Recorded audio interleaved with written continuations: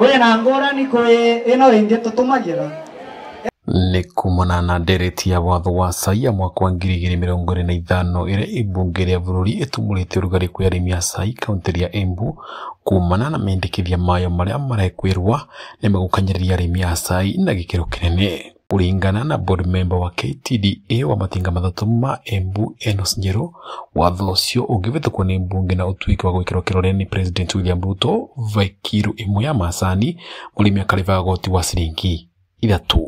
Ni hiyo imeandikwa ya kwamba kuna new levy ambayo itakuwa inakatwa mkulima per kilo of maize tea shilingi 3 na 3.85 shillings. Hiyo ni pesa mingi sana. Tukimultiply na kilo ambazo tuliuza like last year over 550 kilos ama 54,000 kilos. Ukimultiply na 3 shillings inaenda close to 2 billion. Ambayo ukidivide by the number of factories, 71 factories, ni kumaanisha kila factory itakuwa inalipa over 31 million.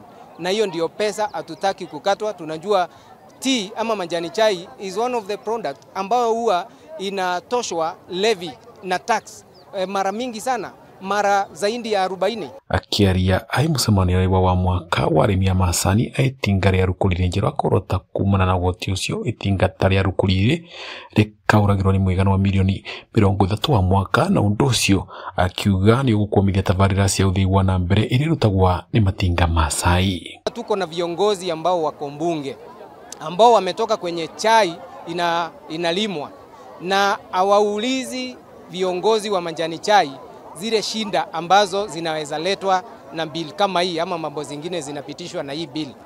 DSS ama direct sales settlement ni kumaanisha manjani ikiuzwa mkulima atapewa pesa direct. Watho ucio kuringana na Enos Njeru waringi urendekithia arimi kuriva pesa ciao imwe kwa imwe itakuvitukira matinga arima macani, unduri uria arauga ugasukumaga matinga macio kuvoyaga arimi mbeca cia tabarira cia uthii wa na mbere, na ringi matinga macio matikavotaga kugurira arimi fertilizer watole makuretwo magika. Au wakulima wataendelea wakienda through DSS wataendelea kupoteza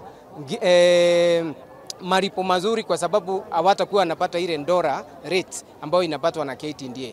Number 2, tutaona wakulima watakuwa wanahitajika kutoa pesa kwa mfuko wakitaka kununuliwa kitu kama fertilizer, sababu fertilizer inanunuliwa na KTDA from a central point and then wananunuliwa na pesa kidogo, alafu wakulima ukatwa pesa baadaye. This time round utapata mkulima hakuna factory ama kampuni haitakuwa inaweza kununua factory. Haitakuwa inaweza kununua fertilizer. Kama ni kununua gari, ni kama tutakuwa tunaitisha wakulima pesa wa deposit kwa account ya factory ndio factory inunue gari. Riu kauri ya bunge aria maumite mena iria kuragua macani gwiciria na kwiga wendi wa arimi a cai mbere ya kuvitukia watho ucio, gukwa kiuga watho ucio ungivetuka sekta ya cai ni kugwa. Vandore va Kameme TV ni tingariria manjani ria rukurire kaunti ya Embu ni Beta Dennis Fundi.